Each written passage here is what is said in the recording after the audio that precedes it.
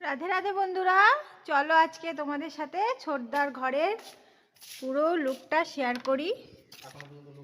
এখনো কমপ্লিট হয়নি কোনো কিছু।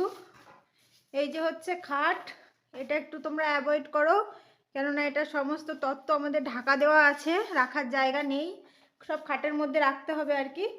তো এই হচ্ছে খাটটা, এইরকমভাবে আর কি রাখা হয়েছে। বেড সাইড টেবিলটা এখনো আসেনি, তবে চলে আসবে কদিনের মধ্যেই। আর এটা হচ্ছে এই পাশে রয়েছে হচ্ছে একটা ড্রেসিং টেবিল, এরকম ভাবে রাখা হয়েছে। এখানে অ্যাকচুয়ালি মানে হচ্ছে আলমারি রাখার জায়গা, কিন্তু এখন যেহেতু আলমারি এইভাবে রাখা আছে, সেই জন্য ড্রেসিং টেবিলটা এইভাবে রাখা হয়েছে। তারও একটা কারণ আছে, সেটা হচ্ছে খাটের সোজাসুজি ড্রেসিং টেবিল রাখতে নেই। জানি না, অনেকেই বলে কেন, কি কারণ আমি জানি না, তোমরা যদি জেনে থাকো কমেন্ট করে জানিও। আর এখানেও রাখা হয়েছে আলমারিটা। আর এই যে জানলার পর্দাগুলো আজকে লাগিয়ে দিয়ে গেল, কেমন হয়েছে পর্দাগুলো অবশ্যই জানিও কমেন্ট করে। আর এইদিকে হচ্ছে বাথরুম আছে, তো এটাও একটু তোমাদের দেখাই।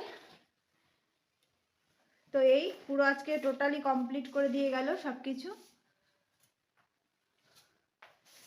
তো কেমন লাগলো ঘর অবশ্যই তোমরা জানিও কমেন্ট করে।